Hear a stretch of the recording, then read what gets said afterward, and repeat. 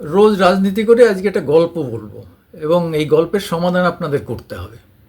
আমি সুকুমার দেবনাথ, মামাটি মানুষ ইউটিউবে আপনাদের একটা গল্প নিয়ে এসেছি। গল্পটা কি?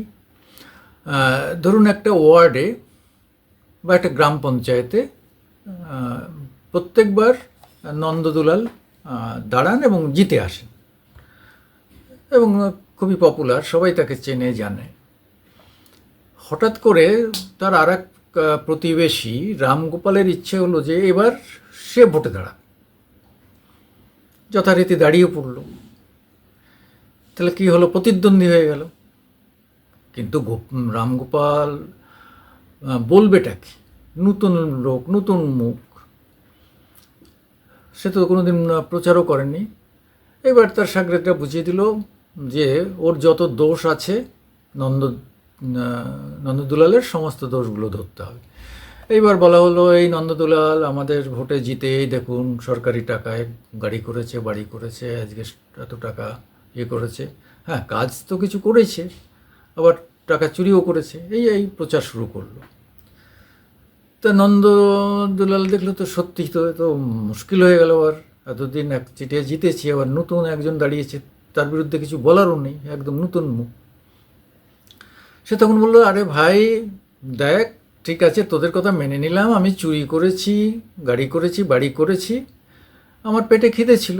আমি যখন প্রথম জিতেছিলাম আমার পেটে খিদে ছিল, আমি এসব করেছি, মেনে নিচ্ছি। কিন্তু এখন তো আমার পেট ভরে গেছে, এখন তো আর আমি চুরি করব না। এখন যা টাকা আসবে সবটাই কাজে লাগাবো, আমার আর চুরি করার দরকার নেই। কিন্তু ওই যে ওটা আসছে, ওটার তো পেটে বিরাট খিদে। তা ও তো এসে যখনই টাকা পাবে আগে তো খেয়ে নেবে। তাহলে আমিও প্রথম দিকে খেয়েছি, আবার আরেকজনকে দিচ্ছি, সেও আবার খানিকটা খাবে। তাহলে আলটিমেটলি তো গ্রামেরই লস, সবারই লস, সবারই ক্ষতি হবে। তার থেকে আমাকে দে, ওকে দিস না। এইবার লোক ধন্দে পড়েছে। এর কথাও ঠিক, সত্যি তো, ও এতকাল খেয়ে চেটেছে, এবার তো টাকা পয়সা আসলে কাজ করবো, তো পেট ভরে গেছে। আর এ তো নতুন আসছে, নতুন এসে টাকা পয়সা পেলে তো খেতে শুরু করে দেবে, আবার হবে। আবার কিছু লোক বলছে না না, ও অসৎ, এ সৎ লোক, এ কিছু করবে না। এই যে দ্বিধাদ্বন্দ্বের মধ্যে, তাহলে ভোটটা কাকে দেওয়া উচিত? ভোটটা কি নন্দদুলাল পাবে যে এতকাল ধরে জিতে এসছে এবং এবার তার পেট ভরে গেছে, সে আর কথা দিচ্ছে আর চুরি করবে না, আবার সব টাকায় কাজ করবে? না, যে নতুন আসছে সে বলে, আরে ভাই আমি সৎ মানুষ, আমি তোদের সৎভাবে যা টাকা আসবে সব টাকার কাজকর্ম করে দেবো, আমি ওই নন্দদুলালের মতো অসৎ নই, আমি রামগোপাল, আমি সৎ, আমি বিনা একদম বিনা স্বার্থে সব টাকার কাজ করে সমস্ত মানুষের পাশে দাঁড়াবো।